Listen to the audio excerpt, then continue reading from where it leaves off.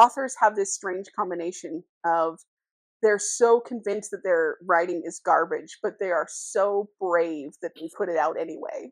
I'm just going to say the thing that I think is my favorite line ever that anybody should ever say to themselves or hear: you are enough.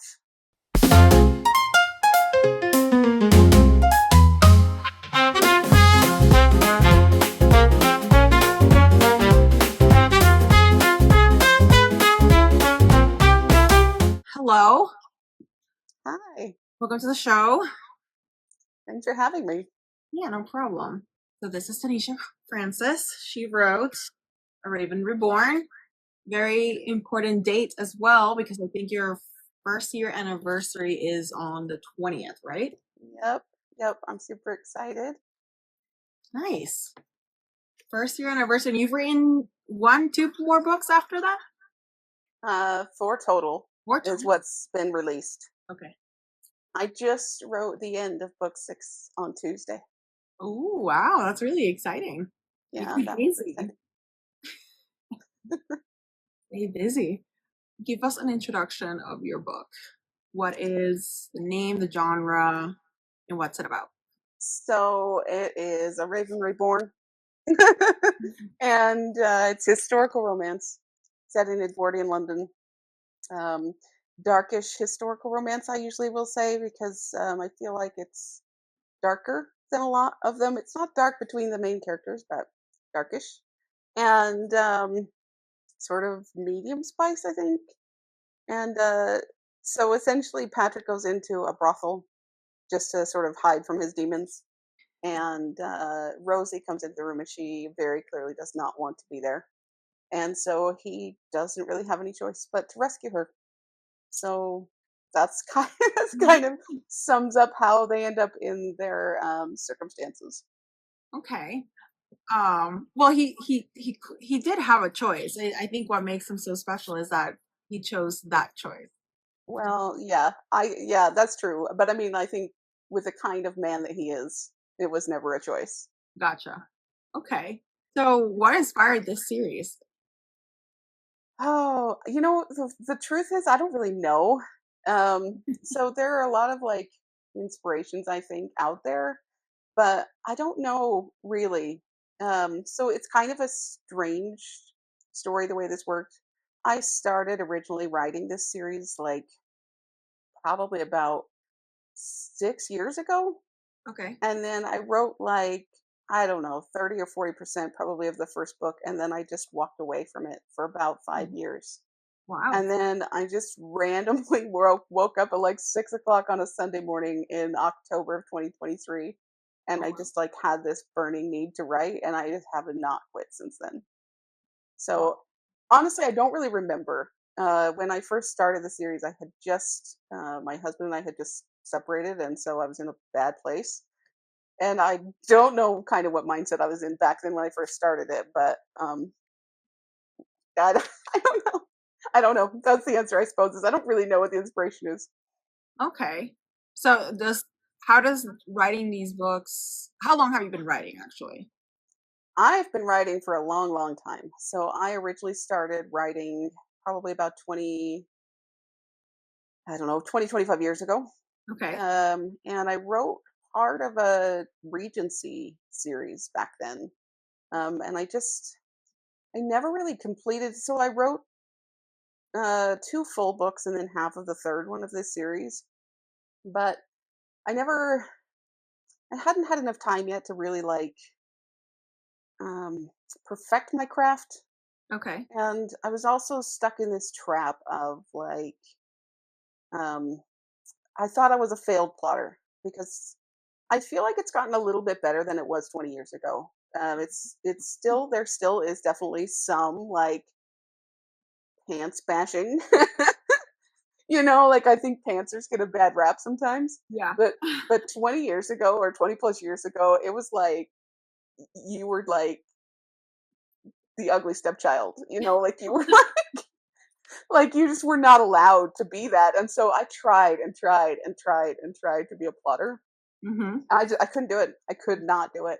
It just wasn't for me. And then finally, so that's what happened finally back in October of 2023. was I just said, you know what? Screw it. I'm going to do this my way, and I'm just going to do it. I'm going to write what I want to write. I'm going to write it the way I want to write it. And here I am. Yeah. Awesome. Yeah, it seems that here in the comments, Samudio winter of 2023 was also the big reckoning for her as Yep. well. I saw that in one of your interviews too, which is kind of funny. Yeah, so something was happening that. There was something. So you're a pantser, not a plotter. Yeah. I like to say I'm a pantser's pantser. Okay. So I do not plot anything. Mm-hmm. You just go with the flow. Yeah, when I start a new book, I open a blank Google Doc and I start typing. And then it's So, not blank anymore. and then eventually it's not blank anymore. Yep. So do you think this series, right, being like the one that broke through, do you think the series define you as a writer? I think it has just defined like my voice and my style. Um, because it's dark and gritty, and so I think it has defined that. I think it has defined my voice, and I've really kind of settled into what that feels like for me. Okay. And I think that has kind of grown throughout the series too. Now that I'm 6 books in, I know I know kind of how this works better sometimes. Do you find that it's, well, clearly you're faster, but it doesn't make it easier every time you write a new book? No. No. So it does well. So in some ways it does. There is a part of me that has like started to say, just trust the process because you've done it 6 times now. Because I think because I'm a pantser, what happens is I'll get to a point in a book and I have no idea what's coming, and then I panic because I'm like, What's next? what's going to happen in this book? And then I have this like moment where I'm like, I've got to figure this out. I've got to figure this out. And then I'll get stuck if I'm not. Like I have to like consciously tell myself, like, stop doing that. Just put the words down. You'll get there. And Just read the book. right, yeah, exactly. And so it was, especially for my third book, I had a real moment where I got stuck for a while because I was trying so hard to figure out what was coming. And Yeah. then finally I was just like, just start writing and you'll figure it out when you get there. Yeah. So I've learned to kind of trust the process and trust that it's going to work itself out. And so far it has. Yeah. Embrace the freak out. Just go with it. Yeah, basically, is I just kind of have to say, like, it's going to be okay. Just keep writing because until you get these words on the page, you can't fix them. Yeah. No, that's true. That's very solid advice, I think. So why this genre though? What made you gravitate towards this kind of vibe? So I don't know. So I know that when I first started the series, basically all I knew about it was that it was going to be 3 aristocratic men that Mhm. owned a gaming hell.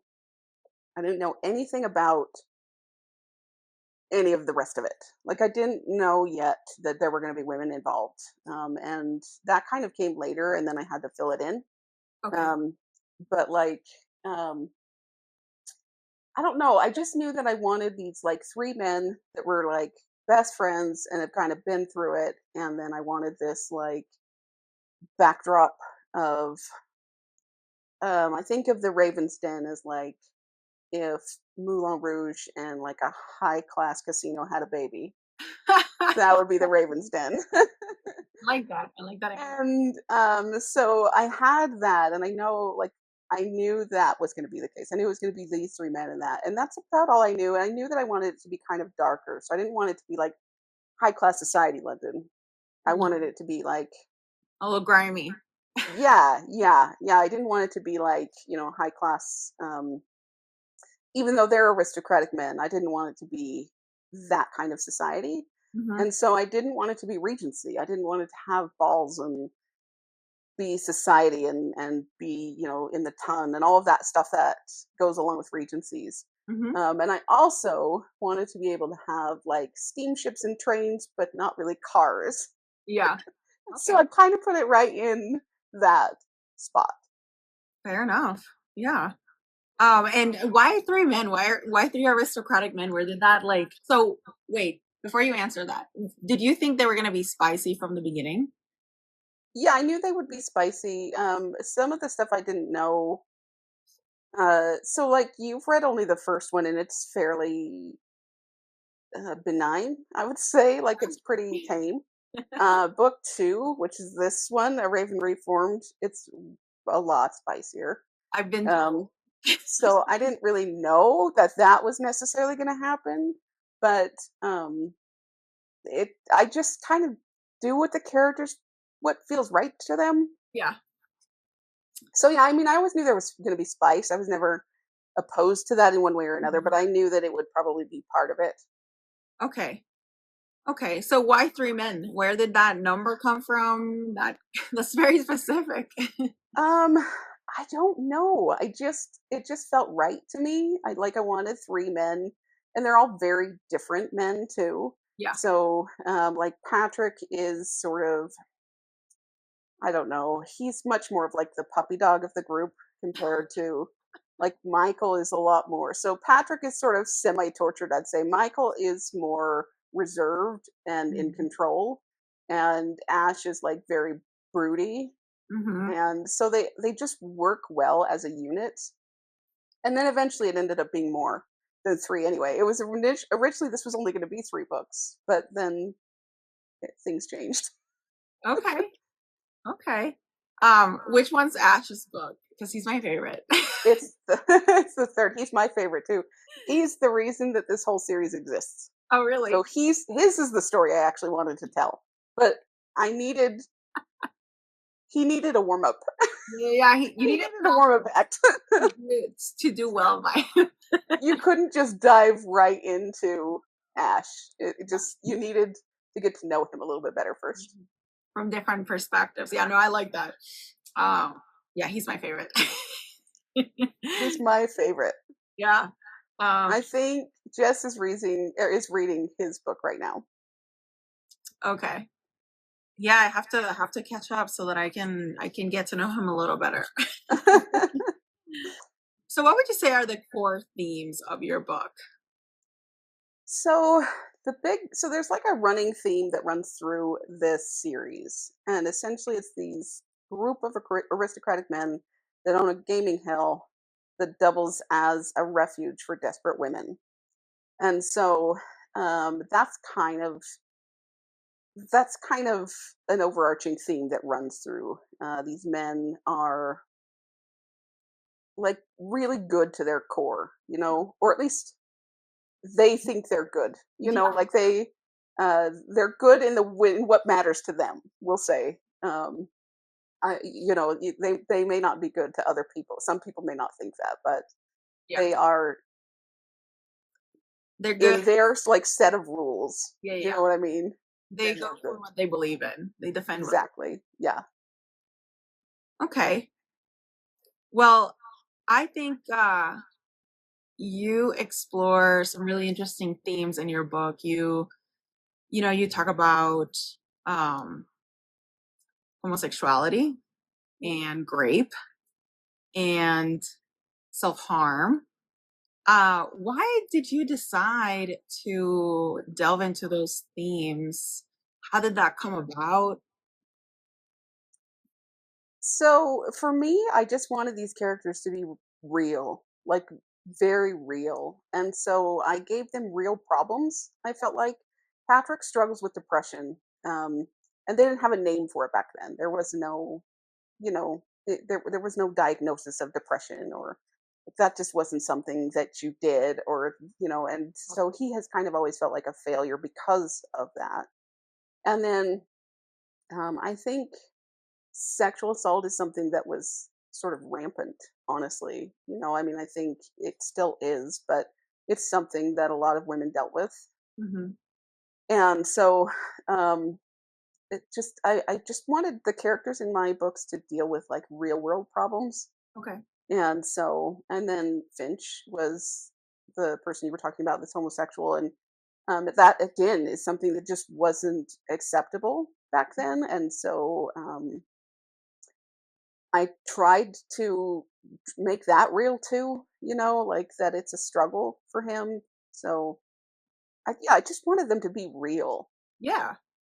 No, and I found that very interesting and an enjoyable part of the novel. I was just surprised that, and usually you don't associate that time with talking about, because of exactly what you just said.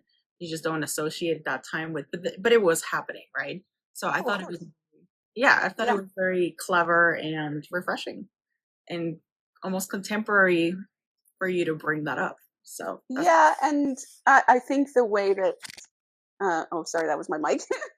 I think the way that like Patrick and his friends and everything and deal with Finch and accept him into their world just as one of them, and they protect him and that kind of thing. It's like they protect the people that are in their circle, and they have a certain set of values, and that's accepting other people is sort of just part of that.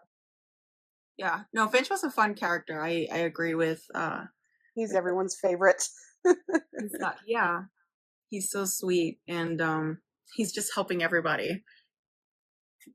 Uh but he's not my favorite. Like I said, Ash is my favorite. Well, you have to read Michael's book first. You can't skip to Ash. It's No, important. I would never do that.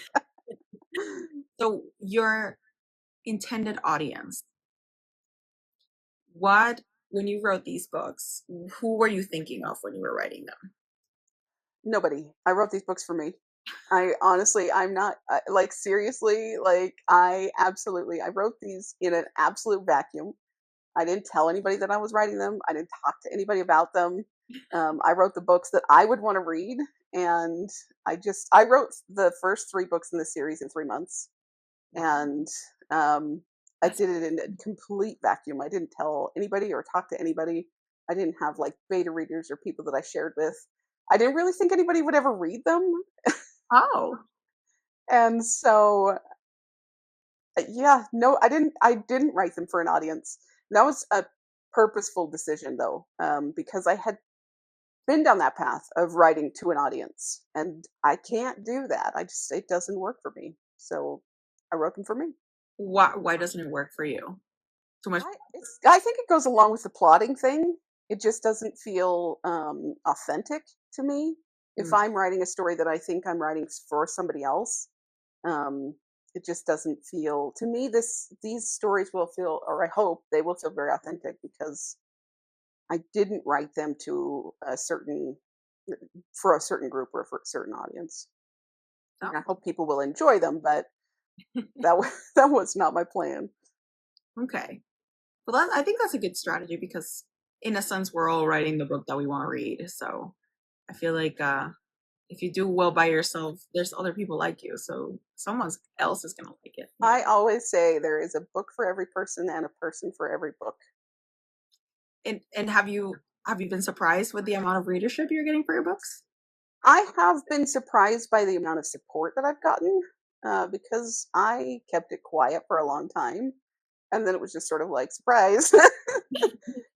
And I'm not surrounded by readers. And so I didn't expect my friends and family to read them. But I've had this huge sort of outpouring of support from everybody that I know. It's been a surprise to me. I think probably that says more about me than it does about them, but I didn't expect that, so that's been nice. I haven't done any marketing yet. As far as I mean, I've done a few TikTok videos, but otherwise, I've done zero marketing. I'm kind of waiting until I get closer to the end of the series, and then I'll start doing some marketing. So, I mean, as far as like sales and stuff they're pretty minimal because I just haven't done any marketing yet. Okay. Um, how does it feel to have your family and friends read your work? I've kind of come around on it. So I'm gonna give you a little spoiler about Michael's book. It contains spanking, and I s- that. and so at first I was like, my mom's gonna read that book, and she has. And so I kind of had to come around on it because everyone that knows me pretty much now has read them all. And Well, that one though for me was it was the one that I was like, oh, people are actually gonna, because when I wrote it, like I said, I didn't plan for anybody to actually read them. So I just went with like what felt right, and then after I'm like, people are gonna read that. So I've kind of, I don't know, gotten over the like, I don't know, like I'm a total prude. I think that's the reality of it. I write these spicy books, but I'm a total prude, and so I'm the one that's like, oh my gosh, and they're just like, whatever. interesting. We're gonna unpack that. So you are, for all intents and purposes, a prude in your group, and then you write this slice of spice. Yep. Talk to me. I'm going to be honest. This book, the first one, this was like therapy for me. Like, I think the the sort of journey that Rosie goes on throughout finding herself and her sexuality and that kind of thing, that was kind of healing for me to write that in a way. I live in Utah. It's a really conservative state here, and there's this purity culture here that's sort of rampant. And so I think just that's how I was raised. I wasn't really raised in a religious or a conservative home necessarily, but the culture here in this state is. Mm-hmm. And so it kind of just, I think, feeds into a person as you grow in a society like this, that you just, I don't know, I think it just can kind of like um become part of who you are in a way. It's an act of self-preservation to kind of act like everyone else, and if everyone is Exactly. Yeah, serving, exactly. yeah, And so I don't know. And then I think I tend to be a very self-conscious and um, I don't know, I'm kind of hard on myself. And so um, I think that that sort of makes it even worse because I like try to hide those kinds of things, anything that might be inappropriate. And so, but these books have been great for me. For me, I've done my own therapy. nice. That's great. Has it, in terms of has it affected your view on sexuality, or is it kind of you compartmentalize yourself and it's like, when I'm writing, I'm this sex goddess that writes sexy books, and then when you get out of that mood, you're like, okay, I'm Taneasha and I'm still live in Utah. I think I will always be sort of, I'm just a very quiet person, but I think it has um, lowered some of my inhibitions about like around that sort of thing. I think not just the writing of the stories, but the fact that so many people around me have read them and enjoyed them, and I haven't had any negative feedback. That's so nice. And so it's been, yeah, and that's why. And I'm so for that is what made me realize that like I was prude, and then not everybody around me, they were all okay with it, and I was like, "You sure this is okay?" So yeah, That's a nice validation to have. it's been good, and they've been well received by the, you know, handful of people that have read them.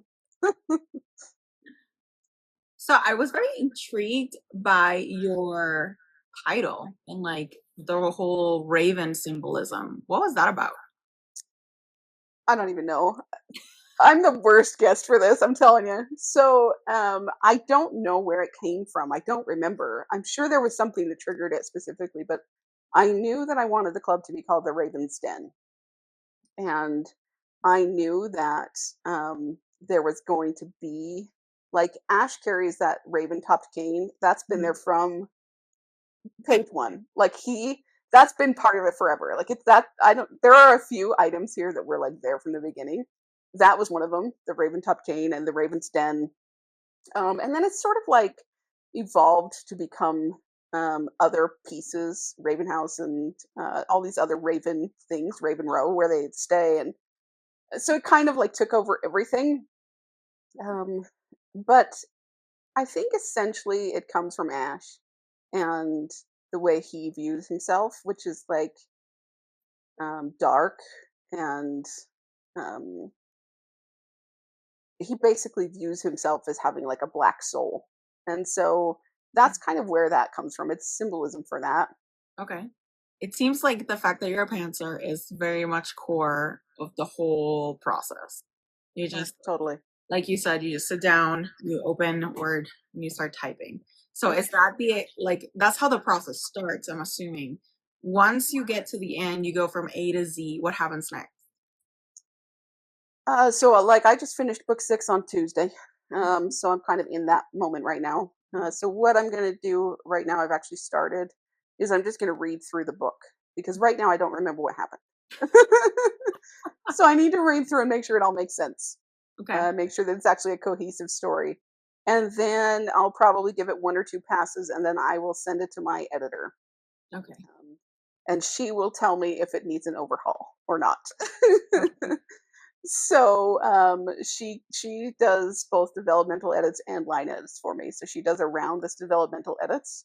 So that's where it will go next. And then I will fix it, whatever I need to do. Sometimes it's just like, hey, you're missing this or this, or you need to change this or add something that needs to be this or whatever, right? Sometimes it's like, we need to talk. And in fact, the last one, she said, when she sent it back to me, she said, you might want to get a comfort blanket or a treat before you read this email. So yeah, I mean, she's amazing. She is fantastic. We have a really good relationship that way. That she knows I'll be all right, but she's also like, she just like pats me on the head and says it's gonna be okay. No, that's cool. That's great. So she gives you the developmental edits and you go and do your thing behind the scene, fix it up, take it, I'm guessing, to the same level of polish as you did when you thought everything was fine and you sent it to her in the first place? Yeah. So then I kind of, like I said, it depends. Like my first book, it was really, there were only a couple of edits that I needed to make. So that one was like super easy, which was terrible in the long run because I thought they'd all be that way. And then book 2 came along and she was like, we need to, we need to make some changes here. And book 2, I had to like completely remodel. And so it happens.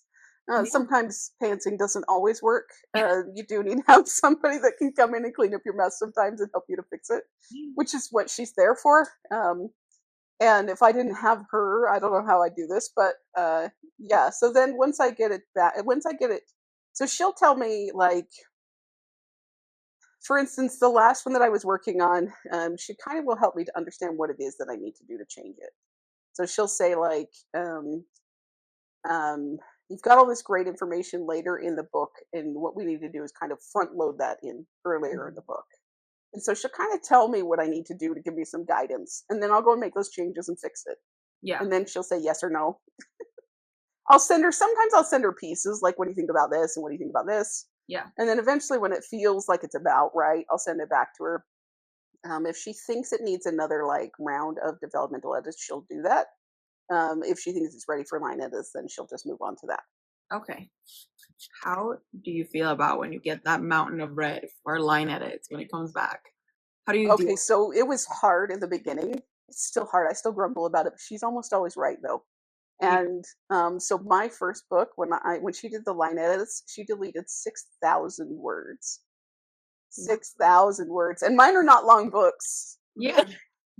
They're about 60,000 words. So she deleted 10% of my book, and I was like, oh, that was hard.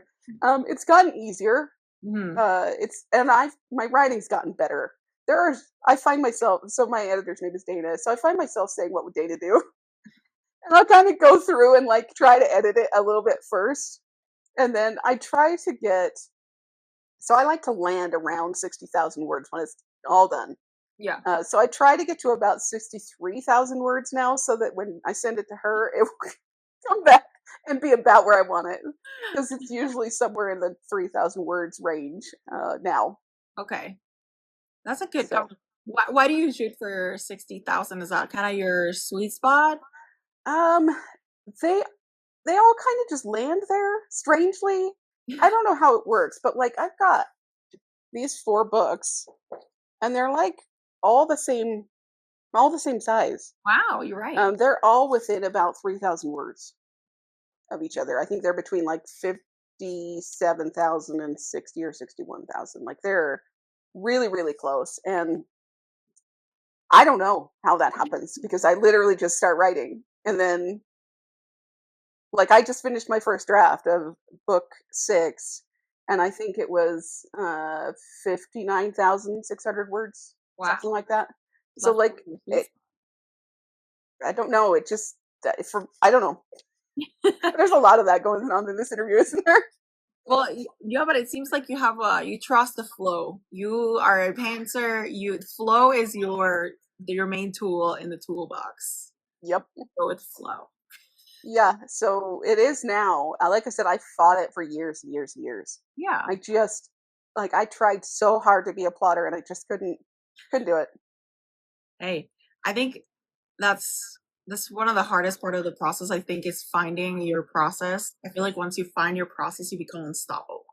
Like now Well, you. and that's, yeah. And that's why I've been making videos lately just to say, like, there is no right way. Mhm. Like, do it the way that works for you. Because I wish somebody had said that to me 20 years ago. And I wish I had been brave enough to do it, but I wasn't. I think in your 20s, or at least me in my 20s, I wasn't brave enough. I thought, I need to be or do the way I'm supposed to. And, um, I'm in my 40s now. So I'm like, I'm going to do it the way I want to do it. Yeah. That's what happens when you get your 40s. You stop caring what other people think and just go. Yeah. You know? Yeah. And I think, I've been through it. I went through a divorce and I've lost things and people. And I just, at some point you just go like, what's the worst that can happen? Yeah, absolutely. So yeah, so I just went for it. Nice. Is this kind of like your favorite thing to do? I love it. Yeah. So I have a full-time job too. Hmm. And so I wish I didn't. But so I work full time and then every other waking hour that I'm not working, I'm writing pretty much. Nice. And you do it for yourself, like you said. So it's not like you don't feel like you have to do this. You just do this because it Mm-mm. brings you so much joy. I just do it because I love it. And now I'm just in love with this world and these characters and um, this whole thing that I've brought to life. The idea of leaving it behind is just even already is like heartbreaking. Don't worry, you don't have to leave it behind. You can keep writing forever and ever and ever. So I want to dive into your book and into your characters. Um, I love the fact that they call her the wrong name the whole book. And then she just adopted it. And she's just like, forget it, I'm Rosie now. Yeah, yeah, but I think it worked because it became her new life. It became her new self. Yeah. Like she could, yeah, it's true. I didn't think about it that way, but by adopting this new name, it's like she shed the Yep. She past. was no longer Rosalind. Yep. Yeah. No, but it's so funny. I laughed so hard when he when he read the The note letter. and it's signed Rosalind and he's like, oh shit, I don't even know her real name. And that happens twice too, because when he goes to introduce her to his brother too, he's like, I don't even know her last name. I know. Oh, I thought that was hilarious. I really love that. And I love her little victory dance. That was really cute. He's like, I've never won anything before, so I don't know how I'm supposed to act. Yeah. I liked the way that their rapport that grew as they were playing, their game of battle. And you know what? I have to say something. While I was reading that, I love that because oftentimes you read romances, and besides the fact that they want to tear each other's clothes off, they don't have this like thing that they share, like a hobby, a interest. It's always like, oh, I love you, I adore you, you're the love of my life, but why? I don't even know you. And I thought it was super cool that you made them have this game that they looked forward to at the end of the day, and like that was their safe space to interact with each other. I thought that was really, really well done. Well, thank you. You know, I liked the way that it came together, and it was so just I don't know spur of the moment that because like when I say I'm a pantser's pantser, like I'm not. It's like that is not an exaggeration. Like when he reached into the desk and grabbed the cards, there was no plan. It was just like, oh, there's cards there. Of course, there's cards there. There was no plan, and then it was just so yeah. There's never a plan, and then it just comes together so beautifully sometimes, and I'm like, oh, that's how it was supposed to be. So you're channeling. Do you feel like It you're feels that way strangely, like it's so weird. And because people will say like well how do you come up with these stories, and I'm like I don't.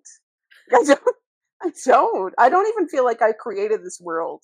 Like I feel like there's this weird thing that happened in book 5 that I had this moment where I was like I've created all of this, but somehow I feel like Ash knew from the very beginning all of this stuff that oh, I didn't know. Like it was this weird moment of like somehow I wrote these stories in a way that like Ash knew all of this, but I didn't. I don't know if that makes any sense, but like I had a moment where I was like, "Oh." no, it does make sense. I agree. I'm also a pantser. There's people that are here that are trying to convince me otherwise. Um, Yeah, don't let them don't no, let them bully you. I'm messing with you, but like I am a pantser, and that has happened to me where I just finished my manuscript, and I was like, I didn't know. I knew kind of the idea of what was going to happen, but I didn't know that was going to happen. And now that I'm reading it back, I'm like so mad at these characters because I was like, I trusted you when I wrote this chapter, and look what you Yep. did. No, I totally get it. Why? I have a question. So why did he get her all these gowns? Because I feel like we talk a lot about it at the beginning, but then like they don't come up again. Why was he getting her so many clothes? Because she didn't have any. And he was just like, let's close Well, this. yeah, because he has so much money, and so for him it's just nothing. Okay. And so she came with nothing, and they all they're all provided for that way, and you don't see it very much in this book because you see a little bit of the Lady Ravens in this book Hmm. and not a lot, but they're all provided for very well, Okay. and so like it's just part of what they do. Hmm. They make sure that the women that are in their care are well cared for. So that was basically it. It was just he wasn't going to treat her like she was an urchin or No, absolutely. she just immediately was an equal for him. And so, but they bring up a good point where usually the way that it all works out is that he saves them from these situations and takes them directly to the Ravens Den. Did he love her then, first day, first time? Because he says later in the book that he started loving her when she stormed into his study Yeah. and started yelling at him, protecting Finch. But she said she loved it from the carriage. So I Yeah. wonder what there's a moment there where he could have just like taken her to Ash. Well, and he says that too. So in the beginning, when he's getting her into the cab to take her, he's just like, I don't want to deal with Ash tonight. Basically, like, I don't want to deal with the judgment because he's been in a brothel and Ash doesn't like them using the services of a brothel. And so he's like, I don't want to even deal with that tonight. I'm just going to take her at my place. It's going to be fine. I'll take her there tomorrow. And then almost immediately he starts to be like, oh, well, maybe tomorrow will be fine, or maybe later will be fine, or you know what I mean. So I mean, I think it's there even in the very beginning when he wraps his arm around and he says it's going to be all right, and then she falls asleep and he says it's going to be all right, and he's basically telling himself like it's going to be okay. Fine, fine. So I mean, I think it was already there. Yeah. Why did you choose the POV that you chose? You jumped back and forth, which was cool, but it was very. I felt like it could have been first person. Why did you choose third? So I always write and read in third person, but for me it's really so I don't I don't I don't know if this is a term that people use anymore, but way back in the day when I first started writing, it was called deep point of view. So it was third person deep point of view. And what that meant was that it is third person. Everything is he, she, and you use their names and whatever, but um, it's from within their head. And so everything is viewed from within their head. And so you only experience a scene the way they would. You only see it or feel it the way that they do. Um, and in a lot of ways, I almost feel like third person point of view gets you deeper into the character's head than first person does in a strange way. Okay. Because I want to know what somebody's feeling. That's what it is for me is I need to know, what are you feeling right now? Like, not just like, what does it look like, but how do you feel in this moment? And I feel like in first person, there's this weird thing that happens where in my own head, I don't ever stop and say, how am I feeling right now? And when it's a little bit different, when you write it in third person, you have the ability to be like, um, I Hmm. don't know, to really talk about the feelings that someone is having. And that to me, I think is what brings characters to life. It isn't about like the scenery or what things look like or whatever. It's about how is this impacting them in this moment. That's a very interesting point of view, no pun intended. Um, because I never thought about it that way. Do people take time to acknowledge their feelings like that, where you could do that in first person? That's a good question. I've never. For me, that's how it lands for me anyway. So like for me, it's always third person. I just like my brain cannot do first person for some reason. It just doesn't work, and I don't know why that is even. But I just like I cannot do it. It has to be third person. And historical romance, I don't know if I've ever read something written in first person that was historical romance. I think typically it is not. Yeah, no, I think you're right. Um, and I've always wondered why that is. I like both, right? I read in both, and I can find enjoyment in both. But I feel, I feel like a lot of people enjoy third person more than I thought. I feel like people gravitate towards that a lot. I think third person is tricky, and if you don't get it right, it It can be jarring. if you don't get it right, you don't connect with the characters. So you have to have like a really solid connection with the characters. Otherwise, you don't care about them. Yeah, And that's the whole thing. Like that's the whole burrito. If you don't care about the characters, nothing else matters. Doesn't yeah, matter how good the story is, or none of that matters. The only thing that like really, really matters is, do you care about these people? yeah. Well, and you think that's more easily achieved in third person or first person? I don't know if it's easier one way or the other, but I think in third person you can screw it up easier. Okay. Like I feel like in third person there can be a disconnect, and you can't have that. Like you've got to be solidly.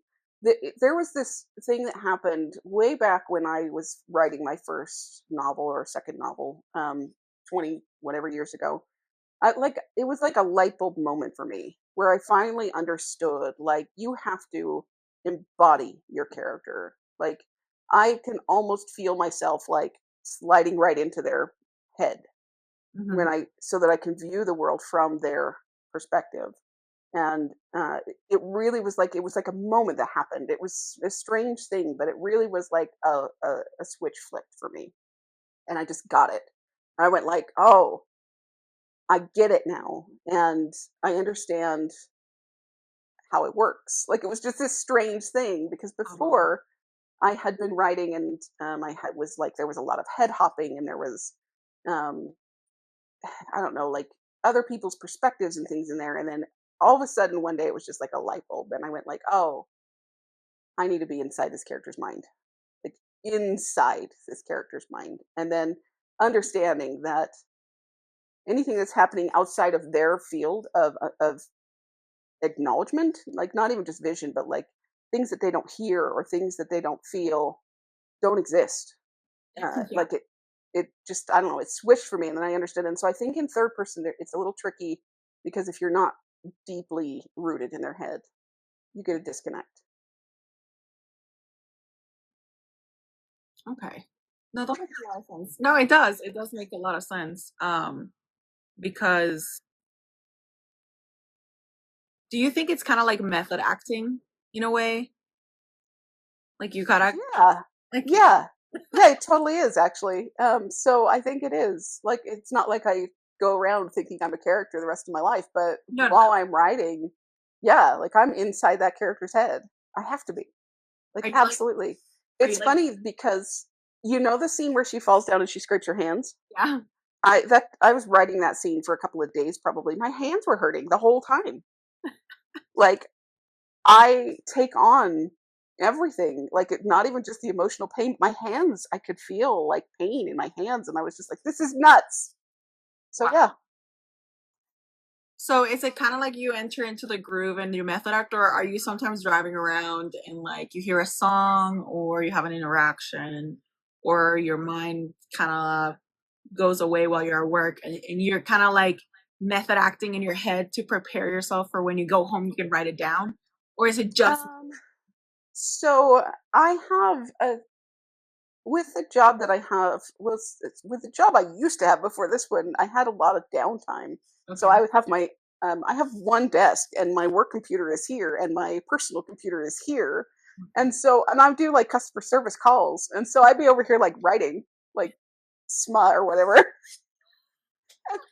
And then I get a call. It's like and I have to answer the call, thank you for calling, and then um, so just take that for what it's worth. When you call in someplace for customer service, you have no idea what they were doing right before before they answered for you. I don't think for a second. I've always thought that.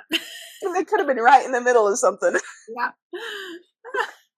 That's funny. But in this one, I don't get as much downtime. But sometimes on Sundays I do. So I just I will sort of be able to. I can kind of hop in and out now. It's pretty easy for me. I used to really have to like get in the zone.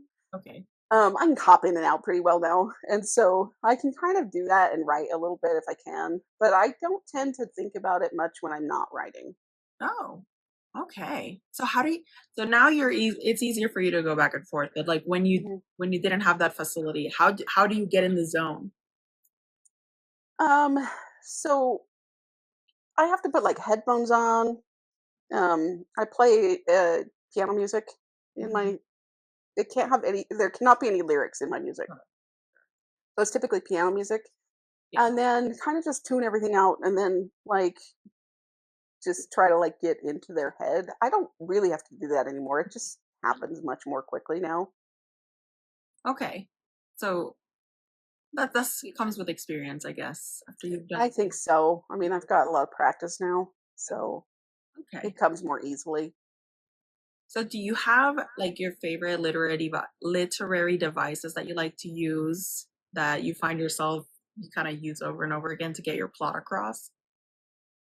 Nope, No? I don't use anything. Flashbacks, nonlinear, Um, heavy exposition. I don't do flashbacks much. I mean, there are some here and there, I would say, but it's not a big, for me, not a big device that I use. I don't know if I have. Or any I don't trope know. that you I kind of have tortured heroes. Like that's kind of my thing, but it's not really a literary device. no. Um, Well, I guess maybe that's not your question. Maybe it's more like what kind of tropes do you lean on in your book? yeah. So I tend to have so my like tagline for an author, like my author tagline, I think it says like historical romance author that writes grumpy heroes and the women who steal their hearts or something like that. So Okay. like that's kind of my thing. I write grumpy men. I do. Like that's just they're grumpy and kind of gruff and so that is I suppose part of it and they tend to be tortured. They tend to have like demons of some sort that they're fighting the whole time. Why do you make them that way? Where does that come from? Because I think they'd be boring without it. I feel like people that have just had an easy life, Hmm. they just I don't know what is there to you don't need to cheer them on for anything. I think I think characters and stories need to be damaged so that they have something that they have to overcome. Sure. No, that makes a lot of sense. But I feel like grumpy, yeah, give me all the trauma. I love a traumatized man. But but grumpy is a very specific kind of description. And I could totally see that just looking at Patrick. He is kind of grumpy. He's Why grumpy. why grumpy specifically? I don't know. I guess it's just my type, maybe. They're like, um, I just like that, like, he swears and he's just, I mean, like, there's the F bomb on the first page, like, I just was like, this is who he is. Like, he's kind of gruff and he's just like, I don't know. That's who these guys are. There is so the hero in my fourth book is not that. He's like a total cinnamon roll. Um and so it's different, but like for the most part they are that. They're grumpy and um I mean part of it is they're powerful men and I think that it comes with this sense of entitlement a little bit. Hmm. I to me it doesn't feel like that annoying sense of entitlement that it could be. Like they don't feel like I don't know, like brats to me. Like they don't feel the entitlement doesn't come across that way, but also like I don't have patience for this. Like that is definitely there. And especially in Michael, I think more than Patrick. Okay. Well, because Patrick is a little, He's kind of the puppy dog of the group. but he's a brat. He is. He is. Well, he's a younger brother. Yes, Like yes, his whole thing is like, it's not fair. Daddy was so nice to my big brother. And so I think that's part of it is he was a little brother and he probably was spoiled rotten and still wasn't enough. Like I think it's there for sure. And then the others don't have that. yeah. Yeah, I don't know the So sibling dynamics of the other ones. All I know is that Michael is gonna pick up his bride next. That's all I know. yeah, I don't know about the spanking. yes, yeah, that's coming. That's all I know about the next phase. Yeah. Well, and it's funny though because this is how when I start these books, that's basically all I know. So like when I first started writing A Raven Reborn, it was Patrick in a brothel with a woman that didn't want to be there. And then it was just like, all right, go. Which is very broad, right? Because I don't think, and maybe I'm overstepping, but I don't know if anyone would want to be in a brothel. Yeah, well, I mean, I think her circumstances were different though. Like She was the dropped fact off, that, right? like, yeah, the fact that it was like her stepfather was just like, there you go, like, good luck. I think some women have made the choice to be there. Mm. She didn't. Yeah. No, that's a fair point. That's a good point. And, So, yeah. huh. I wonder why, I mean, here I am pontificating. Why did Patrick get assigned that girl? Why do you think the matron decided on that pairing? Because that was So, her first client, right? yeah. So originally, sorry, my dog's being kind of a brat. Originally, I had a little bit more in there about her being the new girl and whatever, and I kind of just got edited out. Mm. It was just supposed to be like something special for him, essentially. And he was Mm. like, "What is this? This is not what I'm here for." Yeah. So, yeah. Okay. Now that makes a lot of sense because I was like, what, what a coincidence. That I just had questions about like how did this circumstance come about? But I thought it was really powerful the way he just like threw the money. And he's like, "She's no longer your problem." That was pretty dramatic. Um, so the way that I imagine this world, I don't know if you've ever seen like Sweeney Todd or Yep. have you Yep. seen have you seen Bridgerton when they Yeah. go to like the more low income areas where she Yep. prints the okay. But I think Sweetie Todd is sort of more fitting in a way. So Sweeney Todd, that's how I imagine this like Hmm. strip of streets. It's exactly it. Yep. Okay. Well, I think That's Raven Row. That's exactly what it is. okay. Well, I think you did a really good job at setting the tone in your world building, even though I know it's based on a historical time. It feels unique, like its own thing. Was that Well, intentional? it kind of is. I mean, in a way, because like I obviously I took liberties and created this world that didn't exist. Like Ravenrow was never a thing. Yeah. But um like I said, part of it came from like Moulin Rouge. Hmm. I really wanted I don't know if you've seen Moulin Rouge, Yeah. but you should watch it. Um Again, after reading this, okay. yeah. You haven't seen it? No, no, I have seen Oh, I it. thought you said I haven't. No, no, Yeah. I No, have. it's my favorite movie. I love it. Like I get chills watching it. Do you I just really? think it's so beautifully done. And so there's definitely some Moulin Rouge in this. And so there's that like dark, and this is why I call it darkish historical romance, because I feel like it's not darkness between the characters like Hmm. you'll see in dark romance. Hmm. But there's definitely a dark backdrop to the stories. Is there, you mentioned dark romance. Do you read? Do you read other people's work? I read historical romance. Exclusively. Okay. Pretty much, yeah. Is it I I have this thing that I'm like, okay, I really like historical romance. And my thing is, life is too short to read books you don't love. okay, fair. It's just like I really absolutely, and I will tell people, like anybody that's reading my books, I say, if I don't catch your attention on the first page, DNF it. Just be done with it and move on. Yeah. Because otherwise I didn't do my job. Yeah. And it may just not be for you. And that's okay. But then I didn't write it for you. So yeah, so I read exclusively the things that I really, really enjoy, and I don't bother with the rest of it. I've Fair. gotten sucked into the ones that have been hyped up before, and I'm like, I'm never getting that time back again. Like which one? Which one has, give us a scoop. What has been a major disappointment? People will hate me if I tell you this. I'll It's protect the Hunger Games. The the Hunger what? Games. The Hunger The Games? Hunger Games. I hated it.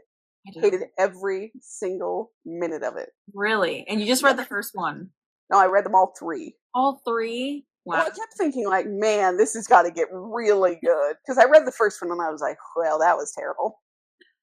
And then I read the next one and I was like, wow, this third one's got to be amazing. I got to the end of it and I was like, I will never get that time back again, ever. Done. And that was the last time I ever read a book that I didn't absolutely enjoy from the first page. I will read two paragraphs and if I'm not in, I'm like, done, next. And I know that that sounds terrible, but for me, I'm just like, I'm just not doing it. That's the And point. so I tell people that too. Like, feel free to DNF my book. That's okay. I'm okay with that. Like, life is too short to read books you don't like. I read like two paragraphs of 50 Shades of Grey and I was like, nope, Of the not for start. me. Did you know that that's just a fanfic of Twilight that got rehashed into a book? Yep.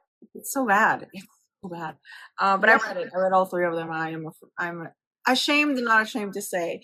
Um, okay, but did you read The Hunger Games after you watched the movie? Before you watched the movie? Before. Okay, I haven't read them, so I have no frame of reference. I haven't been inclined to read them either. So, I wouldn't recommend it. I'm anything like, else? You'll never get that time back again. Anything else that you've been kind of peer pressure to read that you're like, ugh, I hate that. Well, so I read after that, I read the first book in, what was it called? Maze Runner. Okay. And I was like, okay, this was just not my thing. But I was like, okay, everybody's reading these. I read the first book. I got to the end of the first book and it became obvious that it was going to be like a zombie apocalypse series. And I was like, I'm out. I'm done. So I never picked up the next one. I was just like, I'm done. I stick with historical romance. Here's the thing. You're never gonna run out of books, so read what you like. Don't get Yeah. drawn into the hype. Unless you like it, then go for it. But otherwise, stick what you like. Stick with what you like.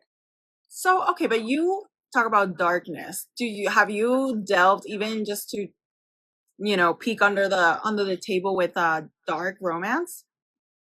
Um, so I've read a fairly wide variety of romance in the past, like only in the last. So now I don't have a lot of reading time, and Okay. that's part of the reason that I'm just like I am not giving time to anything that I don't absolutely love because I don't. I don't between working and writing and then editing. And Yeah, if I have time to read somebody else's book, it's going to be something I'm going to enjoy. yeah. So, but so yeah, I've read some here and there, but it's just not really for me. Mhm. I know that it's really popular right now, and so is like romantasy. Those Mhm. just are not for me, and Yeah, that's okay. absolutely. It doesn't have to be. Anyway, it's saturated, so it's good that other people are choosing to read other genres, you know. Yeah, and like I do like having darkness in it. Like I said, I like it to feel real and gritty. But and they're like real world problems that these people are dealing with, and so I like that aspect of the way that I write. But um, The book that we're talking I about. don't I don't want darkness between The the character. characters. I don't ever want. Um, I always want my characters to feel safe with each other. Okay. So it's like them against the world, not them against each other. Yeah, in a way. The second book is kind of like an arranged marriage and enemies to lovers kind of thing, a little Okay. bit. So there is that, but um, I don't know. I still wouldn't call it dark romance. Okay. Like I feel like there's not darkness between the characters. Okay. What do you what's that threshold between normal romance and dark romance for you? Like what is that like unforgivable dynamic that takes it there? I think there are a lot of things that can be, honestly. Um, but I think it's sort of a breach of trust. And for me um that just isn't something that I like. Mhm. And I think sometimes there is dark romance that may not even have that necessarily, but I just don't think that my books really would be considered dark romance No. for somebody that reads dark romance. Yeah. So that's why I'm careful to kind of not describe them as dark romance because I don't want somebody that's a dark romance reader to start reading mine and be like, this is not what I'm looking for. No, fair enough. No, I appreciate it, but I do like the way that you use darkness and like the way that you want to use dark subjects to ground your characters. I think that's really cool. Yeah. Yeah. And I definitely wanted it to feel like from the very beginning, like you'll see that a lot of scenes are dark scenes, like literally dark. Yeah. So, like, it all kind of fits because like the Raven's Den is only open at night. Yeah. And so much of the book is written in darkness. And so it kind of does create this feel of I don't know, it just is like you can or I hope you can really feel that like it is a grittier part of London. It is Yeah. everything is darker. Like I feel like there or I hope that there is this like dark undertone there. Totally. And there is because, there's they don't let her go to the market to buy food Mhm. because it's dangerous. They're not going to say we're afraid that you're going to get kidnapped and, you know, then but it is in the book and the way that the characters behave towards like women go out in groups. Um yeah, the subtleties are there for sure. In the fact that we don't meet any for the first half of the book, you're suspended in disbelief. Everyone you've met except Rosie could potentially be a scumbag because Mm. you know what I mean? Because you don't know until later more about them. So the stepfather is a scumbag, the brother in law, everyone is shady. Yep. Except and even Finch is not shady, but like I understand But there's secrets. that there's secrets and Yeah. that it's not a safe space because there's so much unknowable, there's so much secrecy. Um One thing. So the apartment. I it maybe I was not paying attention and that could be on me, but I didn't realize it was an apartment until way later. And I was like, oh my God, I imagined these really grand spaces. And then I was like, no, it's just his apartment. It's pretty small, but it's over the top of a shop. Mhm. So, like he's got so it's not big because he doesn't have any other bedrooms. There's his and there's Finch's. Otherwise, he wouldn't have been sleeping in his study. Exactly. So, yeah, it's just small. How does that, so I do this, but I'm an architect. So when I read books, I'm always like trying to draw schematics. Don't do that with mine because I cannot visualize things. So, in those times, and I also have a degree in architectural history. So in those times, the kitchen and the butler pantry, these were separate spaces because it's not like now we have an open concept because we're the ones cooking for entertainment. Before, you would hide that back of house because you didn't want anybody to see all that mess. And so how does that, like in this apartment, is it just you go in, you're in the foyer, and then you have the study? So I kind of I don't really, so like I said, I cannot visualize things. That's like, I have aphantasia or whatever it's called. Like, I cannot visualize things. Okay. So I don't ever picture it that way. I kind of just picture that there's like stairs that go up the side of the building, and then the door opens and you're basically like in the hall. Okay. And then there's like his study that's off to the side. Basically, there's a door that goes into his study, and then there's another hall that goes down into where Finch's bedroom is, and then that's also where you'll find the like cooking area, basically. And I kind of didn't envision it to be like a whole kitchen. I mean, I think most of their food is brought in. They don't. He's not really cooking much. Like, that's alluded to. Yeah, that's part of it, right? That no one there knows. And they live in this area where there are. I mean, he even says something about that the whatever, it's the Crown and Anchor, whatever it's called. I can't even remember, the pub that's been keeping him fed. So like, that's most of it. Most of it comes from outside, and so I never really imagined it to be like a full-on kitchen. Okay. Okay. Sorry, I know this is like a very specific No, question. it's okay. Well, and at this point in London, there are like gas lights, and we're starting to get running water and things like that. So it's not like a Regency or older kitchen.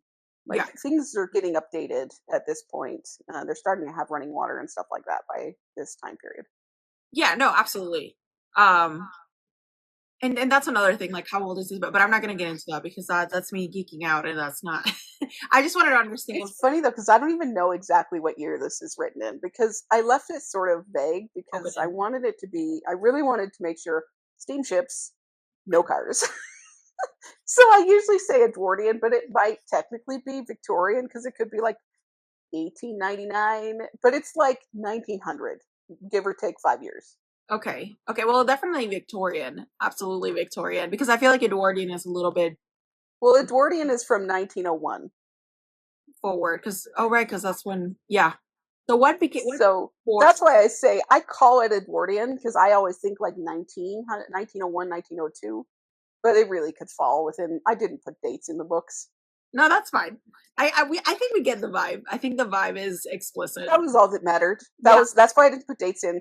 I know, I think I got a bad review one time that was like, this is all over the place, the whatever, it doesn't fit the time period. The time period is not specific, something, and I was just like, all right, this was not for you. Yeah, for sure. Do you have, besides obviously the Raven, do you have any like symbolism, Easter eggs, deeper meanings hidden in your book that maybe we missed? So I think there's just a running theme of like kindness throughout my books, strangely, because I have a hard time saying that, because these guys are not afraid to get their hands dirty either. I don't know if that was made apparent yet in this one, but like, it becomes more apparent as you go. But also, like, beat a man to death. Yes, well, I know, but okay, yes, he did.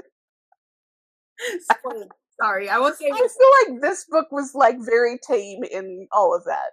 Okay. So anyway, it becomes more obvious that like, these guys are, they're perfectly happy to get their hands dirty. Like, you don't mess with one of their own.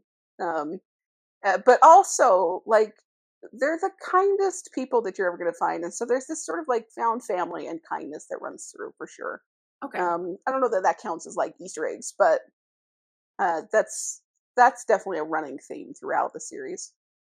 Do you have specific, besides Moulin Rouge, is there anything in your life that you think like really inspires you, that's like it's like something that you use as inspiration or to get yourself out of a rut?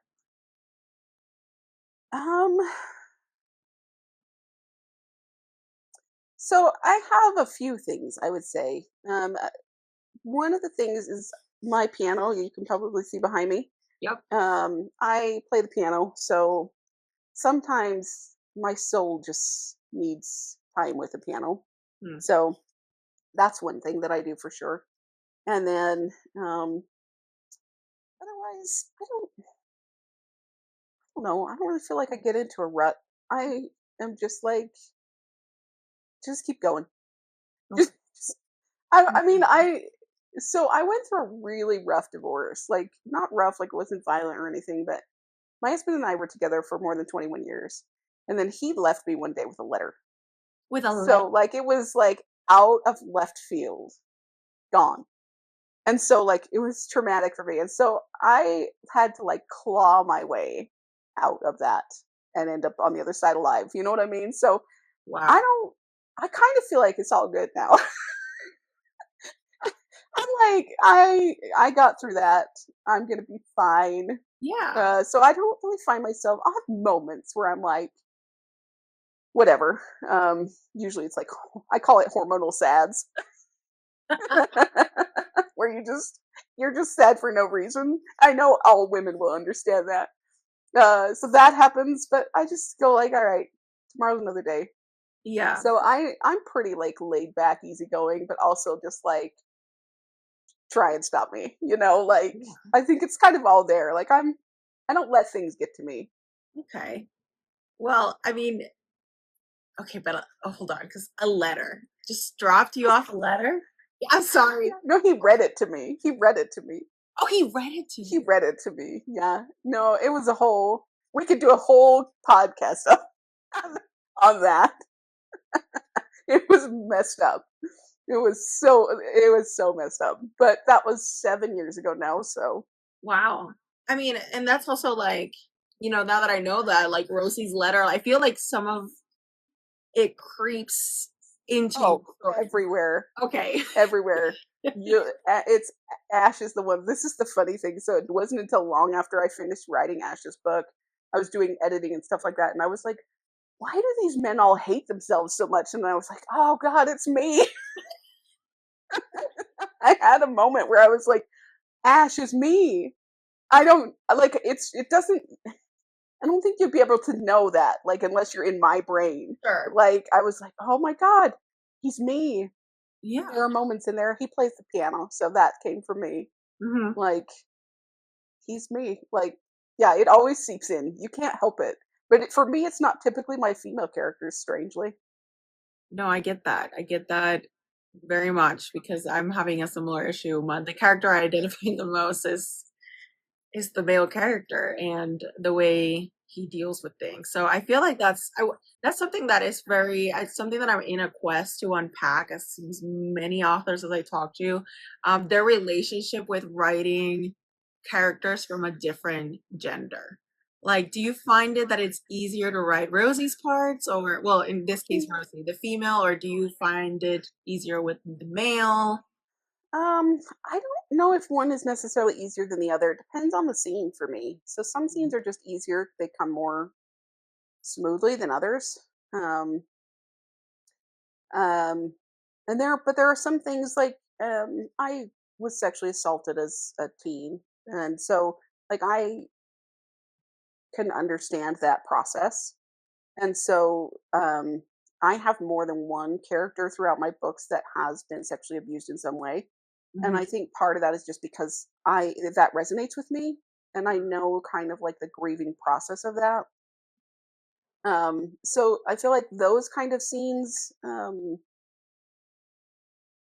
are something that I connect with when I write it. And Mhm. for the men, I think it's more like the tortured soul part for Mhm. me that I connect with. Um, and so yeah, I think it depends on the scene for me more than the character. Okay. And let's dive into this tortured soul because I feel like it's something you've said a lot. Hmm. What is why are you a tortured soul, or why is it so easy for you to write them? Where's the tortured coming from? It comes from me. It comes from just from my past, my life experience. Just life in general? Is it religion? Is it culture? Is it where's this? Just my family, probably my upbringing, my childhood. It's not religion really or any of that. Um, it's a lot of it is um, fat phobia, Okay. which is going to sound weird, But like, I think I was about 8 years old when my dad first started telling me like, "Oh, you don't need to eat that chocolate Santa. You can just throw that in the garbage. You don't need to eat that. It's not good for you." So like that changed the way that I viewed myself from Mhm. very, very young. Sure. So that's where it comes from. It comes from that. Like it comes from me. From the self-critical voice in your head. Hmm. And Yeah. has writing helped you overcome some of those that No, but I once you think so. I've put a lot of work in to overcoming a lot of that separately, and I think that has kind of helped me to be able to write characters who can overcome it or who can grow through it at least. uh-huh. So, yeah, it's something that I had to put a lot of work into. I don't think I even realized it was a problem until I was in my 30s, and then I was about 35, and I just like had this like eye-opening moment one time where I was just like, "Oh, the rest of the world doesn't view me the way I view me." And then I really like it took a long time. Then yeah, it's been a whole journey. Sure, but it seems like you've used, sometimes we go through horrible things and there's different avenues of what we can do with it. And it seems like you chose to use it as a tool for happiness because it seems like writing is what makes you happy. Yeah, it absolutely does. I love it. So obviously this is a podcast about self-publishing and indie authorship. Why did you choose, to do indie or self-publishing instead of querying, or did you try querying? I didn't try. I made a decision early on that that's the direction I wanted to go for a whole host of reasons. The biggest one is I don't have the stamina for querying. Like, I did. So way back when I first wrote my first novel, I queried it a few times. And I just thought, I don't have the stamina for it. The other big reason is I got to choose my cover. And I absolutely love my covers. I am in love with these. I think they are gorgeous. And every one of them, I just like, I'm so like, these are so gorgeous and I love them. And you know what? If I had gone with a publishing house, it would have been the usual historical romance clutch with a woman's clothes falling off. I don't want any part of that. Like, that was not, I just wasn't going to do it. When I first reached out to my cover designer, I was like, okay, this is what I don't want. I don't want the clutch and I don't want the dress. And the reason I didn't want the dress, because I think those covers can be beautiful, but the reason I didn't want that is because in this time period, the dresses were ugly.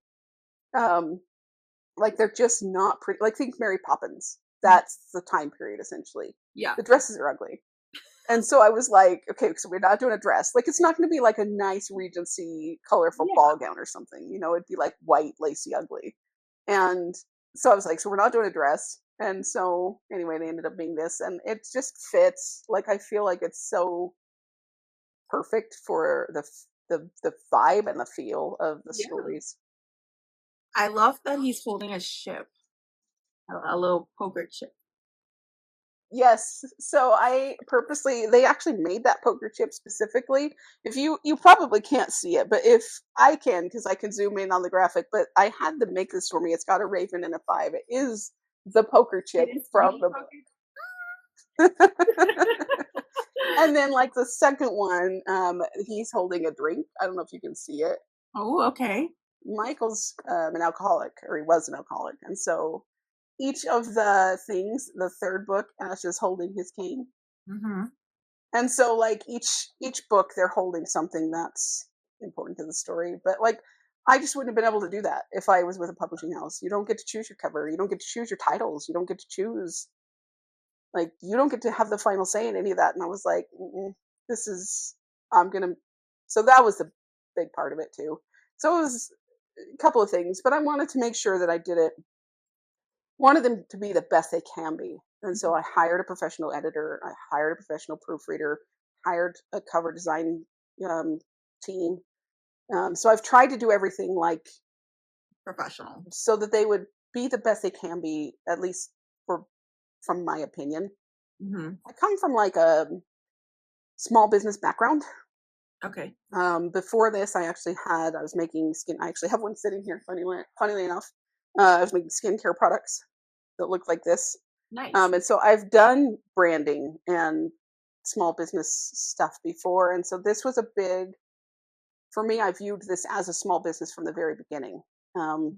Like the branding needed to be right, and so it just I've kind of always been before. Like my husband and I were self-employed, and I've had businesses in the past and all that. So I kind of viewed it from that perspective from the very beginning. And that's why one of the many reasons I didn't want to have it published by somebody else is just because I wanted to have full ownership of it. Yeah, no, that makes a lot of sense. And I think that's a really good tactic to look at it as a small business. I feel like some people could benefit from that mentality. Instead of saying like I'm publishing a book, it's like it's a whole endeavor. It's a whole It really is. I'll tell you what, you have no idea. I had no idea when when I first started looking. So I got the books written. I had 3 of them written, and then I was like, all right, we're gonna do this. So I found an editor. Actually, the first editor that I was going to hire didn't end up working out, so I found another editor, which I feel like was the right one.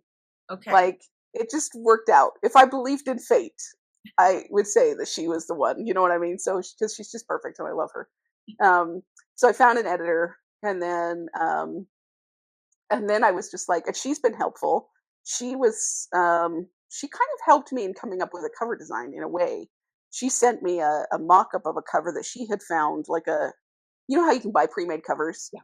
So she had sent me one she was like, I like this one. And she sent it to me. She's like, maybe you could do something like this. Because I was like, I kind of feel like maybe I could do like part of just like the man in the suit and then like, um, so she sent me one and I didn't, like, I liked the idea of it. It was like a guy and he had like a cape on and he was holding a key, you know, like, but it was a terrible design. I shouldn't say that, but it was not done well at all. Okay. And I was like, okay, well, I like the idea. So I sent that picture to my cover designers, and then they like, I don't know if you've been through this process before, but they just give you like a form to fill out. No, And not yet. So they'll be like, describe your book, and you're like, I, I don't know. And then it wasn't until I was filling that form out, in fact, that I got to the place where it said blurb, and I was like, oh, I haven't written a blurb. So yeah, anyway, it's a whole mess. And then you finally get to that point, and then you're like, I don't know how to do KDP. I don't know how, like, I didn't know how to do any of it.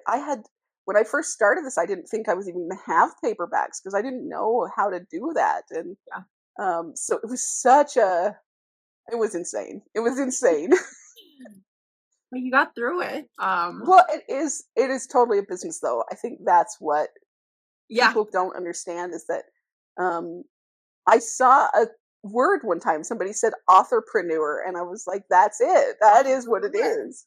Yeah. I like that. Authorpreneur. And yeah, I agree. Finding the right editor is so important.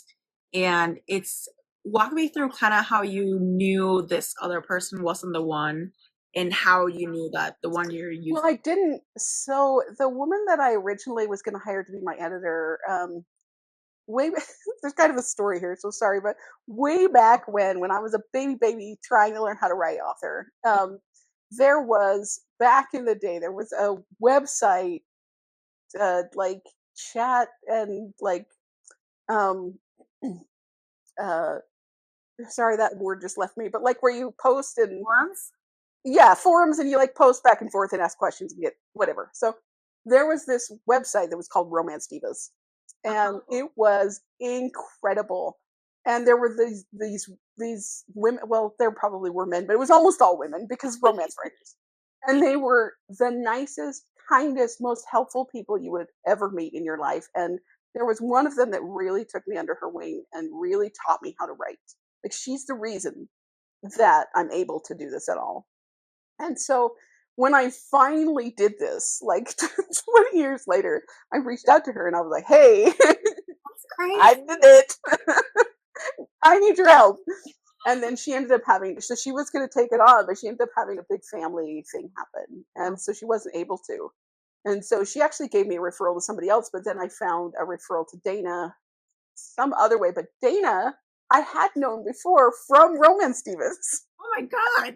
And so, like, I have this whole group of friends. Like, I know so many people from way back in my Romance Divas days that are authors because, like, Kate Pierce, and anyway, there's a whole list of people that I know from way back in my Romance Divas days. I love that. And that website, it became too big and it just wasn't what it was. But way back then, anyway, that's where I found the original editor.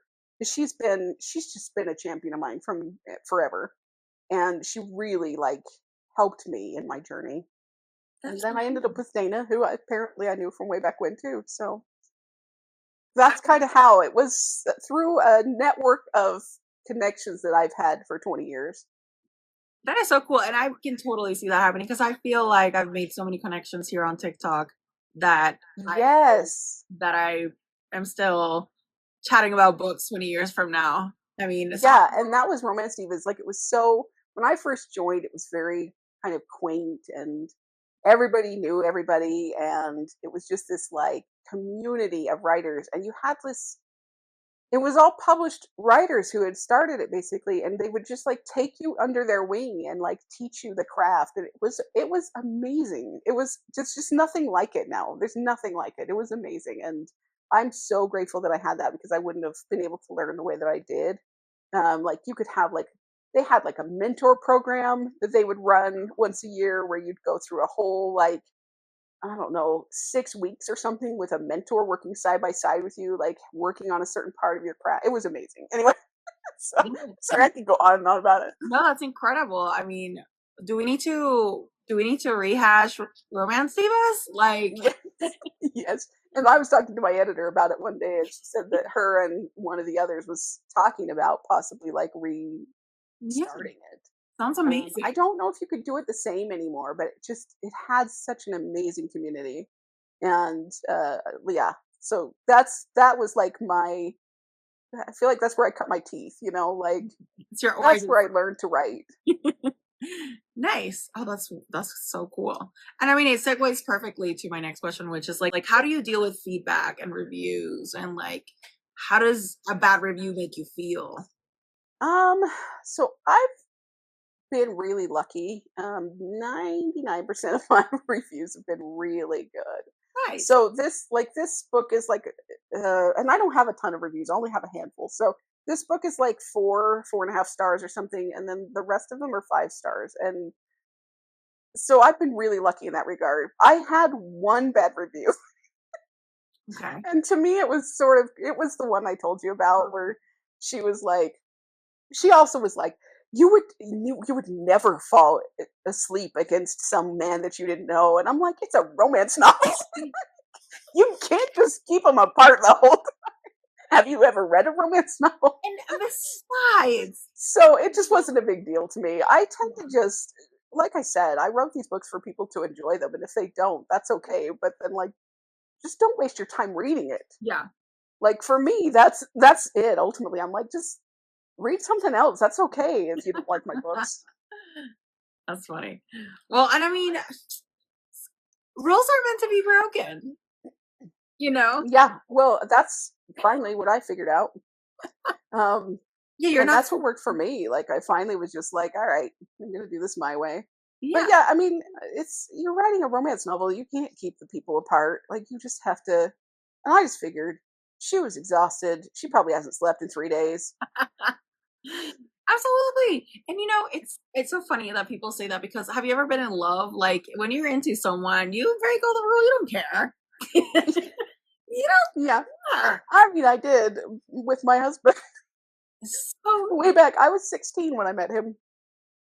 So we were like young love, you know? yeah.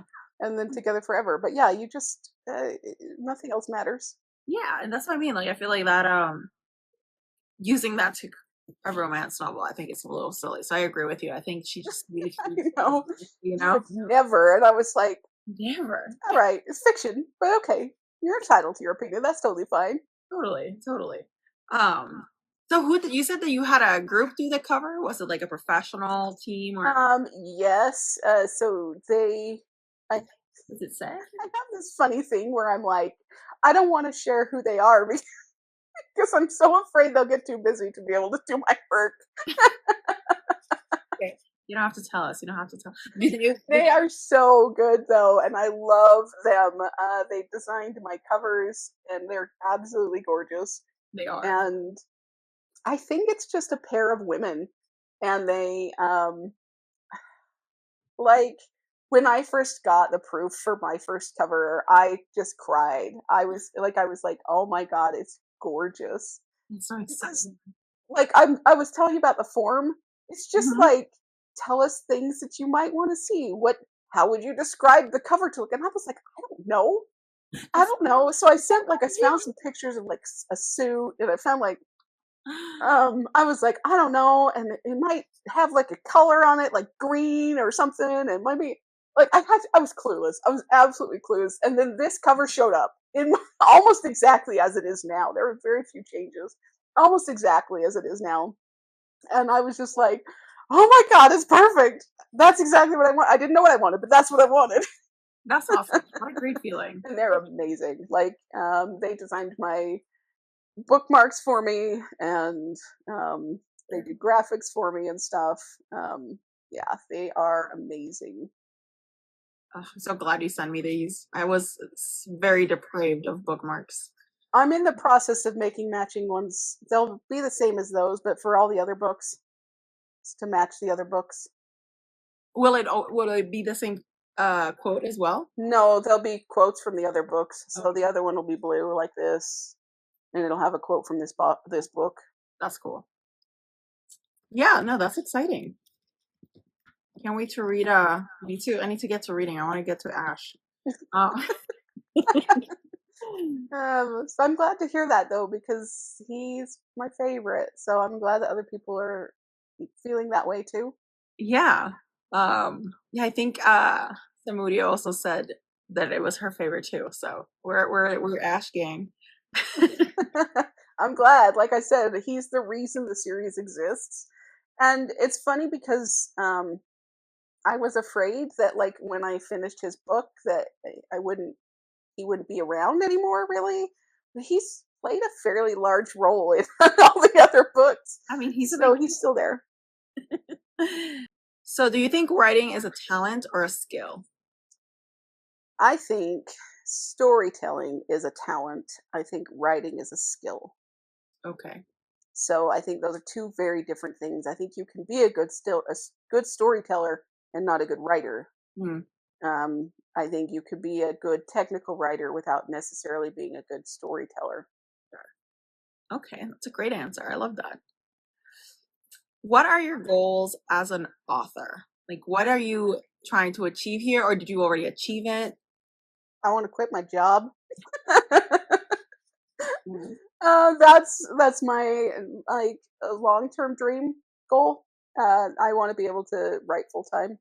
Right now, I work full time and write, and I'd like to be able to at least work part time. Yeah. Um, which I think I can probably get there. We'll see. No, you I never think so know. too. But I mean, um, all of this, and you haven't even started marketing. I think once you start marketing, it's gonna. I have at least the ability to write. I'm a fairly prolific writer. Like I seem to be able to get books out fairly Mhm. well. Um, it's funny because I used to think like it wasn't possible for someone to write full time, to actually like write 8 hours a day. And Yeah. now I'm just like, yeah, it is. Mhm. No, You I. just weren't doing the right thing before. Like, I think you have to, I don't know, like, I don't even have advice to give to somebody to be like, this is how you do it. Because I don't know, I spent 20 years not knowing how to do it. And then suddenly it just happened. Yeah.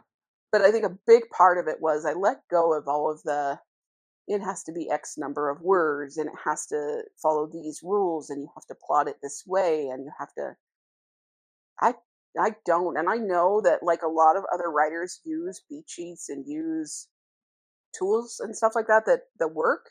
Hmm. And that's great. Like if that works for you, do that. But for me, I tried all of that for so many years, and I tried plotting, and I tried like creating like um you know, outlines, and trying to figure out where chapters were going to be, and all this stuff. I used to even when I first started this series, I used to write like each chapter in its own document essentially. And now do it so loosely that like I kind of know where the chapter breaks are and stuff like that, but I just write it all in one document now. And then after editing, sometimes that changes and you end up moving the chapter breaks. So, Okay. or at least me. Yeah. Like I don't know. I feel like that's the thing, is that those rules that I was so set on, that I thought were so important, they're not. They're not real. Yeah. No, let me know. We have a visitor. Oh, hey, You buddy. see a little nose. Yeah. She's lonely. She's like, Pay Mom. attention to me. You're done. What's your favorite part about writing? What's your least favorite part? My favorite part about writing is creating characters. Okay. Um, and actually, my favorite part is the moment that they start to fall in love with each other. Okay. I love creating that. Um, because I don't like decide it, because I'm a total pantser, and so as I write it, I watch it happen. Yeah.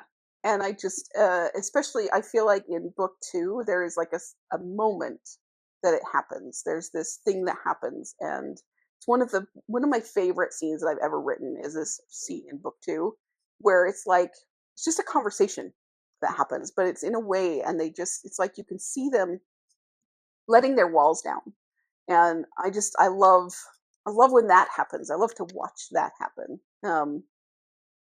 But and then my least favorite, oh, I don't really have a least favorite. I'm Oh, that's weird because I like editing. I know that so many editors or so many authors are like, I hate editing. I don't. I yeah. like it. My least favorite is probably marketing, Okay. because Sure. I'm kind of an introvert.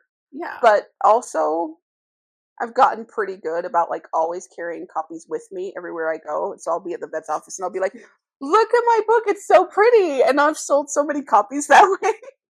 I love I tell everybody. I went to the doctor's office this morning. I handed out a handful of bookmarks. I'm like, "Here, have some bookmarks."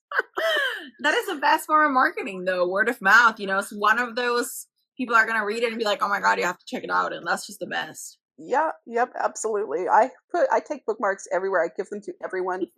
Um, I God bless. I wish I people would use. pass them out. Well, they're like business cards. So that's the whole point. Like, they're business cards. Yeah, no, that's true. And yeah, I am so scared of editing. I'm intimidated by it, but I know it'll be fun because I like, that's where the magic happens. That's where you polish and stuff. But I am very intimidated by the process. I think there's this interesting thing that has happened with me since that I didn't understand in the beginning. But there's this, like, when I first hired my editor, and the first time I sent her my draft of my first book, I hadn't shared it with a soul. Oh wow. The first person that I sent it to was my editor. Oh my god. And I was so afraid of like the feedback that I was going to get. But she's really, really good. She doesn't give me opinions ever. She doesn't say I like this or I don't like this. It's like So I don't. There's never this is how I feel about your book involved. Um, it's all about like um, these are the changes that you can make to your book that will make it more marketable, essentially. Like, you need to change the way this comes to a head at the end. Like, you want to end your book on a certain way. Like, this is where you want to end your book, so that when somebody gets to the end of your book, they're going to immediately buy the next one. I guess that kind of a thing. And then also like structure. But she doesn't involve opinions in it. There's no opinions. And so after a while, I started to understand that it was me and her against the story.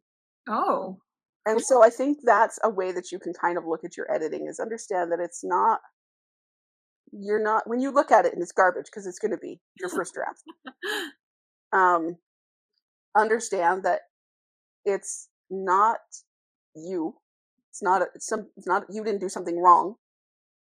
It's just something that you have to fix. Like Sure. you're just making it better. And there's sort of a mindset change that I think that you could make about it to understand that you didn't fail, you didn't do it badly, you got the words down, and that's a huge achievement. And now you're going to fix them. Yeah.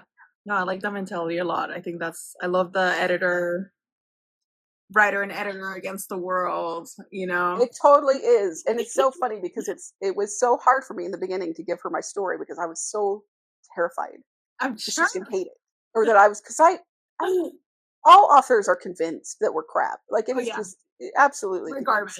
garbage.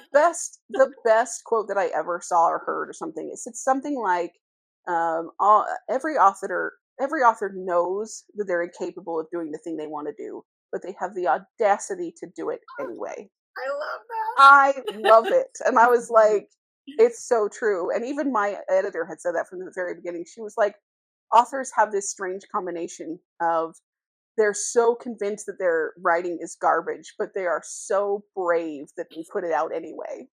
And so, like, yeah, it seems to be like a running theme. I love brave because people throw out delusional, people throw out insane. I like brave better. Brave. That's what she said, was brave. And I liked that a lot. Um, and yeah, I mean, I think you have to think of your story as something separate from you when you're editing, because it's not you. And Mhm. it's not garbage. Like it's gonna be trash. That's the reality of it. Like my first drafts sometimes are not terrible, but like sometimes they are. So like you just get the words out, and then I think it becomes this entity of its own once it's done. You have to kind of give it its just understand that you're shaping it like a sculpture at that point. You're just fixing it. It's not it's not your soul. I think we have a habit of doing that as writers. No, absolutely. And I mean, that segues perfectly with if you had one piece of advice, just one, we've talked about so many things, one piece of advice for a young writer, or maybe something you would have told your younger self, what would it be? Find the way that works for you and do that. Don't let anybody bully you into doing it a way that doesn't work for you. And I think it's okay to find the way that works for you, like to play with different ideas and see what works for you, but don't ever think that the way that does work for you is invalid. Sure. That would be my biggest piece of advice, is just find the way that works for you and go with it. Do you think you sound like another author? Do you have an author that you compare yourself to, or that you think you're kind of similar? So strangely, there is a series that I read by Bella Moxie is her name, and Okay. she's an indie author, I think, that I found on TikTok. And she wrote a series of novellas, and there's a very so hers are they're spicy and I would say more misogynistic Hmm. in their viewpoint Okay. than mine are. I think the men that are in my books are very respectful. I mean, probably like not realistically so. In fact, like they're very respectful of women. Yeah. And I think hers might be more realistic as Okay. far as that goes. But she has a series of novellas that I actually started reading after I had written my first couple of books, and they are this like sort of a group of men Mhm. in uh I mean like this similar kind of area to Raven Row, I would say. I can't remember what it's called in her series, but she's got a name for the area where they are, and it's very sort of dark, not dark, but like low class, downtrodden, dirty kind of feel, right? And she has, I mean, I would say that's her world building feels similar to mine. I would Mhm. say her writing, like she is third person, deep point of view, so kind of similar in a way. I think the feel is there, but the stories themselves are quite different. Hers are very, they're short and they're very sort of spicy romps more than. I mean, it's there. She does do quite a bit of character building, but they're just shorter and they're spicier. Okay. So I think she's probably the closest. Um, but I don't know about the others. Like I have a couple that I really like. I like Elizabeth Hoyt and Lorraine Heath that I feel like I would hope that I have some similarities to because I like them. Um, okay, no, I mean that's good. I always ask the question because people always come up with different things. You're the first person that's used another indie author as reference, so I think that's really cool. I like her though. Like there's something about her that or about her stories that I really like. And she's just re-released. So she's got some full length novels too. She's got like 3, I think. Or maybe even more, but there's 3 that are in like a series and they're related to the series of novellas. She's I think she's probably the closest. If I had to choose somebody, it would be her. And I really like her stories. Like I feel like I connect with them. Yeah, okay. No, that's really cool. Like I said, So you should look check for her out. her. She didn't know she was going to get a shout out, but Bella Moxie is her Nella name. Moxie. Okay, go check out her first, Taneasha. This is her book, which I read, and it's great. You should go check it out, read it if you just got here and don't know what the hell we're talking about. And then go check out Bella Moxie Bella Moxie, yeah. in order. Well, wait, follow me in between. I'm just Follow all of us. So what's next for you? What are you focused on? So I just finished book 6. So right now I'm going back to get book 5 ready to go back to my editor for round 2 edits. And then I'm going to get book 6 ready to go for round 1 edits, which is structural Okay. edits. And then I'll start book 7. And book 7 is going to be the last, I think. I mean, I'm 90% sure. We'll see. So it's planned to be the last. So I have so many feels about it. I'm really excited, but also like sad. There is going to be some sadness at the end to walk away from this world and leave it behind. Are you gonna go jump into write another world? Do you have something in mind already that you want to explore? I have a couple of things in mind that I might do. I have a feeling one way or another my next series is going to end up being Regency. Okay. So it'll probably be a different time period. Okay. That's cool. That's exciting.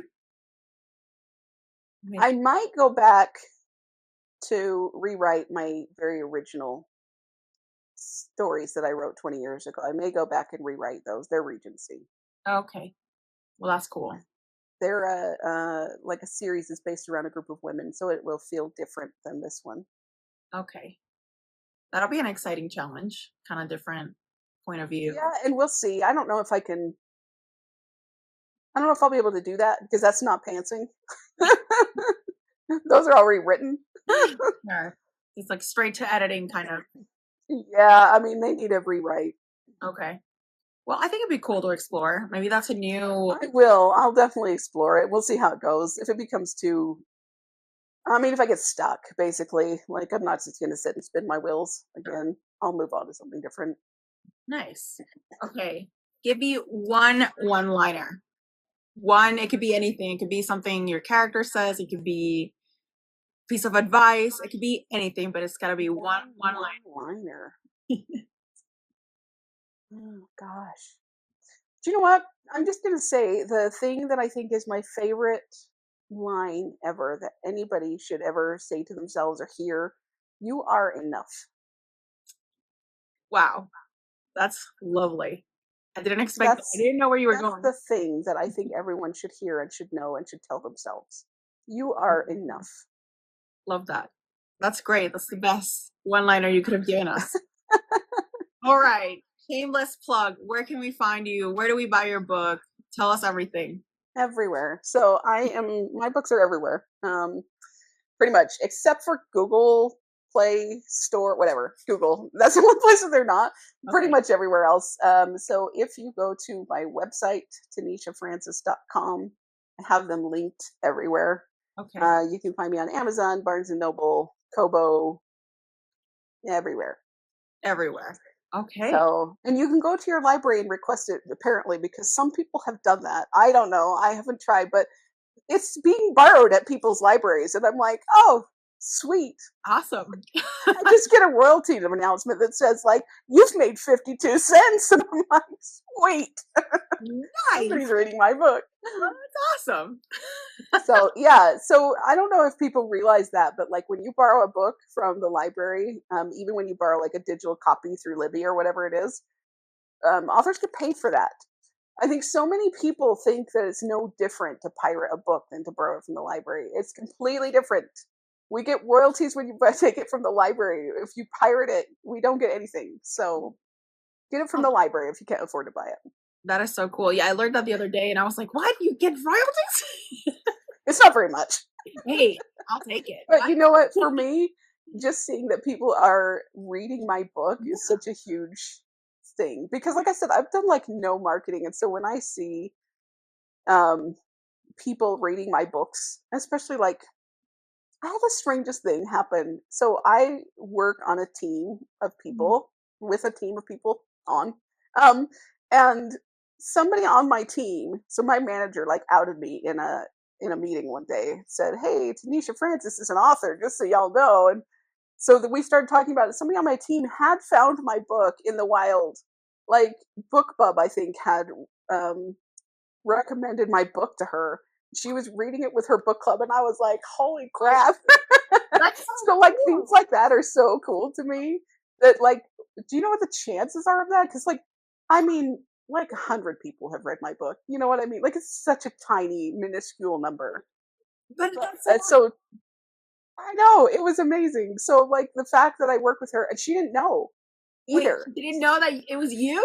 No, she didn't know either. And she was like, "Oh my gosh, I just finished reading your book with my whole book club and we loved it so much." And like, it was this big thing. And she was like totally fangirling. And I was totally fangirling over her. Because I'm like, "Oh my gosh, you read my book." That is amazing. That is literally. Yeah, and the chances though, like, of that happening is just crazy. Wow. Those are So gold. yeah, I have those moments. And then like when somebody in like the UK buys my book, something like that, and I'm like, it's just amazing. For some reason, when it's in another country, it's just extra amazing. Do you know what I mean? I don't know why that is. That's silly, probably, but like I've had people in Australia, New Zealand, and the UK read my books, and I'm just like, it's so crazy. That is so cool. Oh my God. This was incredible. Well, this concludes our interview. Thank you so much for coming in and trusting me and talking about all these amazing experiences and all this amazing, your process. I feel like it's so interesting. I feel like it's so boring. No, you People don't. have all these like notebooks and like sticky notes and all this stuff, and I'm like, I have a Google Doc. Exactly, that's it. People are like, show me your process, and I'm like, that's it. Have you heard Bishok before? Bichok. It's bud and share. Hands on keyboard. Oh no, Bishok is what it is. So bud and share, hands on keyboard. That's it. That's my method. Nice. Well, it's a great method, and that's what this is all about: is getting into people's heads and realizing, showcasing to the world that to be an author, you just gotta want to do it. It's not one method. It's not one way to do it. Everyone's a little crazy no, sorry. We've rebranded. Everyone is brave if you Brave. That's right. Brave. attempt to do this. And so thank you so much for coming in. Thank you so much for sharing everything that you shared. And Thanks for having me. I appreciate it. thank you. You too. Well, we'll keep in touch because I have to find out what happens with Ash. Yep. You have to do Michael's book first. Sorry. It's just required. You have to. I'll be good. It's important. Ask Jess. She'll tell you. It's important. No, and I do say they're standalones, but honestly, I put some breadcrumbs in, and so you definitely get a better reader experience if you go through. I agree, because how it ends, it's like it's literally passing the torch to. Yep. So I think no, don't worry. I won't cheat. I'm not a cheater. I'll read all 3 of them, even though I'll be like, okay, come on, let's go. I want to go see Ash. I know. Jess was the same though. She was like, I want to just read Ash's book, and I was like, you can't. But she'll tell you, you have to. It's important. Yeah. We were talking about it this morning, and I was like, okay, fine, I'll read it. Well, thank you so much for having me. I really appreciate it. It was a pleasure. It was great having you. And we recorded this a little bit earlier from schedule, so your episode comes out 2 days before your 1 year anniversary. Yep, 1 year anniversary is coming up. So, yay! We'll discuss to see who gets the giveaway. Yeah, we'll see who's been commenting and figure that out. All right, sounds good. Have a great night. Thanks so much. Take care. Take care.